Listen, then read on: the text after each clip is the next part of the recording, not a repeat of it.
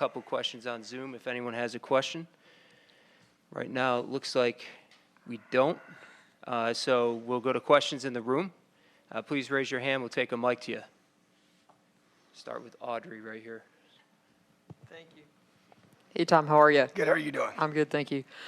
Just kind of off the bat, what have been your impressions so far when you look at SMU, and what do you think maybe are some of the biggest challenges they're going to present? Yeah, just impressive offensive unit. Coach Lashley's done a tremendous job there building that program. You just look at the thing that jumps out is their athleticism. At receiver, the tight end position is very solid. The running back, he's a converted wide receiver, so those challenges that he creates with that and the way they're able to do that schematically has been impressive. And I think the quarterback, he really makes him go. And the Jennings kid he's impressive, and he's young, but he's extremely live arm. In terms of a dual threat quarterback, that's what he truly is. He can run it, he can throw it, but his ability to create is really what sticks out to me. When things maybe don't go as they're supposed to, he's really dangerous, and he forces you to have to be extremely disciplined in those areas of being able to prevent those types of plays. But talented football team, one of the top offenses in the country, and so definitely a huge challenge for us and a great opportunity. In the front, Bob. Hey, Tom, how are you doing? Good. How are you? I'm good. I wanted to ask you a little bit of a bigger picture question. The adjustment you had to make early in the season going up into the booth, and now working with Dan Connor closely to get everything kind of situated, the calls in. How has that relationship gone with Dan? How do you think it's gone for you, and how big of an adjustment was it? Because I believe you had been on the field yes. most of the time. So how'd that go for you? Yeah, it was an adjustment without question. I think it was a good adjustment, good change. And, Dan and I obviously work very, very closely together. He's a tremendous coach and a great communicator with our players. And that was important, I think, to keep him communicating with them with the mic. To have that, resource for us, I think it was good. Just one less thing for me to even have to deal with, just the button, and just communicating that, and even the crowd level or the noise, in the box compared to on the field, and all that, how it affects the communication with the players. So I think it was, it took a while to get used to, without question. I think just everything in regards to having the mic on the linebacker, having the iPads to evaluate, I think all those things together kind of made, the decision to go up a lot easier. The quality of our staff, guys that I can be able to, say, check this, correct that, during the time we're off the field, and the way that's able to be done efficiently with those coaches and their players with the iPads is another reason why it allowed me to feel good about going up top. And I just think the quality of our players and their ability to handle those adjustments and the things that come off the field. So definitely took some time to get used to, I think, but at the same time, once we got into that new structure of communication, I feel like that we kind of got rolling from there, and it's been a very positive thing. In the middle, John. Hey, Tom. How you doing? What did you learn from the Oregon game that you can maybe apply against a team like SMU or moving forward in the college football playoff? Well, there's no question. I think many valuable lessons to be learned, and without being too specific, because obviously we can play them again, and then obviously other teams can use those things. But at the same time, I think you're always looking to adapt and to learn and grow from things that other team does to you, and puts you in a tougher spot. And obviously we didn't play to our standard, and they did a tremendous job in certain areas that really made that hard. But at the same time, to me, it's about being able to take that information, and it's been directly, a lot of meeting time since then, a lot of a chance to go back and watch and go through and analyze what we can do better to help our guys be in the best position to be successful. So, like I said, I don't want to get too specific because of the obvious reasons, but at the same time, I feel like that anytime a team does some things to you that causes you to have, a struggle defensively and not play the way you want to, which is what I would say that's exactly what happened, especially in the beginning, but I think the bottom line is our guys and we collectively have learned some valuable things from that, and we're going to, utilize those going into this week for sure, without question. In the middle, Seth. Hey, Tom. As someone who's been a head coach at, the Big Ten level, maybe having a unique perspective on the current landscape of college football, what has the balance been like, this past week with not only preparing with SMU, but also, having to utilize the transfer portal?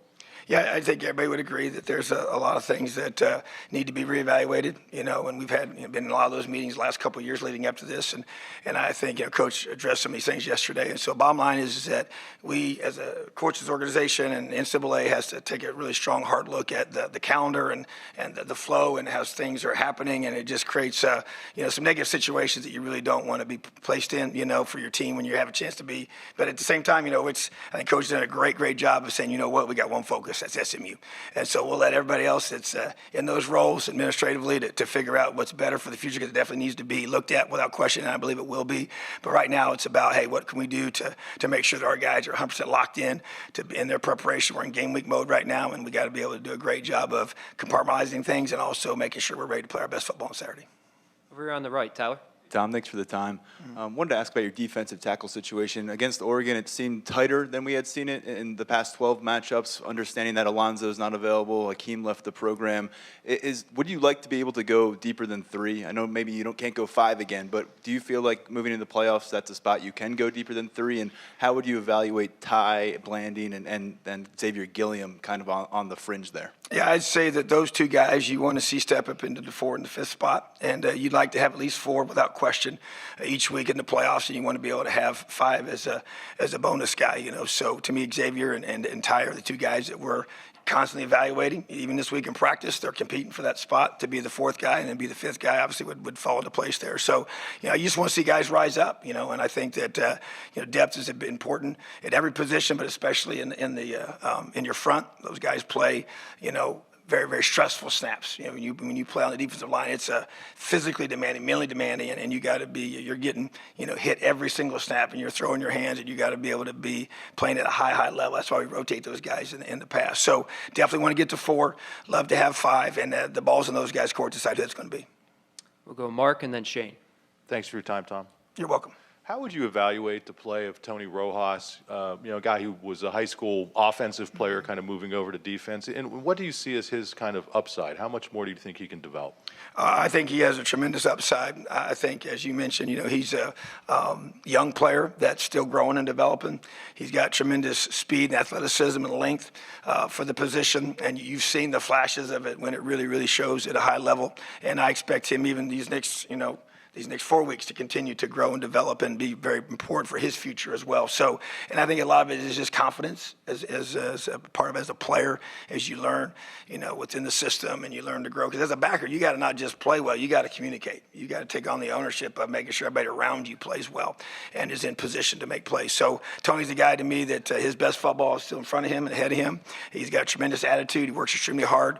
And I want to just continue to see him these next several weeks just keep growing and developing in his confidence and playing with that edge, and we've seen that. We know he has it in him, and it's been now you're looking for just that high level consistency to be able to play at that high level each and every week. That's what I expect from him. That's what I expect from our backers, and to me, he's a guy that's got a bright future. Let's go in the back middle. Shane. Hey, Coach. How you doing? Doing well. How are you? Great. With 2 guys that you got from the transfer portal, A.J. Harris, Jalen Kimber, coming from the SEC, talk about the impact those guys have had on your defense in the secondary, especially getting as far as you have this season. Yeah, they've been huge. I think about Jalen Kimber's just poise. I mean, he just doesn't get phased. He's experienced. He's been, playing this game for a long time, and that's what stuck out to us when we took him, and it's proven to be true. And he's actually been just a tremendous young man in our program. Love what he brings every day. So consistent in his approach to practice, and his play's been that way as well. So you can take a guy like that, and sometimes you take a guy in the portal, you don't always know how they're going to fit into your system, how they're going to play. Once you get him here, and he's been tremendous for us, and I expect him to be a major part of everything as we finish off this season. So and then AJ to me is a young guy. As you kind of have 2 different extremes there, and was 1 year at Georgia and coming here and has a tremendous amount of talent, and I think you kind of even go back and you say consistency is the thing you want to see, and he probably played his best game of the whole season, against Oregon, and so I just felt like that he's got toughness, he's got athleticism, he can cover, and he can do a lot of things that we want our guys to do. So they've been 2 tremendous additions to our program, and that's what you want to be able to do with utilizing, in my mind, the portal is a chance to be able to maybe fill in some gaps based on where you have maybe some early departures at a position, to be able to meet those needs with that type of player. But to hit on both of those guys, the two guys we brought in, in the secondary, has been really big for us, and I expect them to play, their very best football here these last 4 weeks. Over in the middle, Max, and then we'll go to Zoom. Hey, Tom. Thanks for the time. If my simple addition is correct, SMU has 7 guys who have at least 20 receptions this season. Is it more challenging to prepare for a team like that where it's so spread out anybody can hurt you rather than 1 or 2 guys that heading into the scouting report are going to gash you all day? Yeah, I would think that, there's always strength in numbers. And I think it's no different in that, example. And anytime you have more guys that you feel can make plays, for you as an offense, and then obviously we as a defense, more guys we have to defend and take away, So, but the bottom line is that they do have a very talented football team, and they do have many weapons that they can get the ball to. So it forces you to be able to say, hey, man, everybody's got to do his job, which is what you obviously say from the beginning, but it's really more valuable when you say, hey, sometimes you say, if we take this guy away, we're going to be able to do this and that. And so to me, we have to be sound across the board, and everybody is going to matter who you're matched up with, and so, but they've done a great job recruiting to that position. And like you said, they have many guys that can contribute. So there are obvious strengths when you have the ability to do that, and it puts stress on your defense when they can. So we know that we have a big challenge with our secondary, but we're excited about the challenge. All right, we're going to go to the Zoom screen. Devin Jackson, Philadelphia Inquirer. Hey, Tom, thanks for the time. I wanted to ask about Abdul Carter. You guys have been using him all over the defensive front, as a stand-up over the center, coming off the edge. How important has he been to your defense? And, what is his kind of gravity as a pass rusher? How is that able to create some other opportunities for some other defensive linemen and the blitzing schemes that he's you've been been able to? I'm sorry to interrupt you. He's been tremendous for us, and as you see, we'd be able to move him around, and that will continue. And so they'd have to be able to prepare for him, be in different positions and different responsibilities or techniques he's going to be able to use. I believe he's the best defensive player in the country, and he's proven that each week. And so bottom line is that as you get into this game with SMU, it's going to be another opportunity for him to be able to do what he does best, which is disrupt, And so wherever we choose to put him, and obviously it does affect the guys around him when they have to be able to account for him. And as you can talk about, when you have more receivers you have to defend. Well, it's no different, defensively when you have more guys that they have to deal with. They just, choose to focus on him. It's going to free up other guys, and he still does a great job of beating whatever you choose to do to him. So, bottom line is that Abdul Carter is a tremendous football player. He has so much flexibility, which I know that's a big value even for his future, is to be able to play in different positions and be a tremendous one-on-one nightmare for offensive players. And his burst of the ball is as good as I've ever seen, and so just love how hard he practices, love how hard he plays, and excited for him to be able to play his best football here on Saturday. Let's stick to Zoom. Rich Scarcella. Thanks, Greg. Tom, thank you. You're welcome. You mentioned Jennings earlier, but what specific challenges does he bring? What are his strengths, and what are the challenges in facing a mobile quarterback? Well, first of all, when a guy can extend the play, and that's kind of the best way the phrase I think to use, because, he will extend the play. He can hurt you with his legs when he extends the play. But I think when he extends the play, he's looking to throw the football. And those are really probably the most dangerous ones, because sometimes guys, when they say, hey, when he just starts to start running around, we're just going to focus on trying to get him on the ground as a running back. Well, now you still can't just, abort your responsibilities in the pass. And so a lot of explosive plays they've created have been when he's been maneuvering in the pocket and buys time, and they create some separation, whether you're playing man or zone, and finds an open receiver. So, the ability to have that threat is tremendous. And I also think he's very accurate. Sometimes you get guys who are dual guys, and they can be maybe not as accurate a passer, but he's very accurate, especially on the move. And I think that's what sticks out to me that makes him really, really special. And I think he's a special talent. I really do. And he's a guy that I didn't know a lot about before, us playing him. But obviously he's got my full attention without question after studying him here these last, couple weeks. So bottom line is that I think the thing that sticks out is that he's a dual player quarterback that throws it extremely well has accuracy, has really, really quick release, has good arm strength, so he can throw in tight windows, and also has the ability to beat you with his legs. And they built a whole system around that type of player, and that's what this system is really, when I've gone against it in the past, and when it's at its best is when that guy can do those things. And so he's a guy that creates a lot of challenges for every defense each and every week, and that's why they've had so much success this season. Over here on the right, Daniel. Tom, how would you assess Kobe King's play over the course of this year, especially manning that Mike spot and being the conduit in terms of communication? Yeah, I'm a backers guy, and I'm just such a huge believer that, man, you go as your backers go. And he's had a tremendous season. I mean, the consistency, he's played like an older, mature player is supposed to play. He's a really good tackler. He's way better in space, I think, than most people realize. He has really, really, loose hips. He can sink and bend and rush the passer and just do so many different things. He runs our defense. That's probably a big thing. I know I wasn't here a year ago, but just from being around the guys here, this is something he needed to grow in, was just the ownership of running the defense verbally, and he's taken that on. He's a captain. He's a guy that just has done everything. He's a consistent practice player. He's just done a great job. He works extremely hard. He practices hard.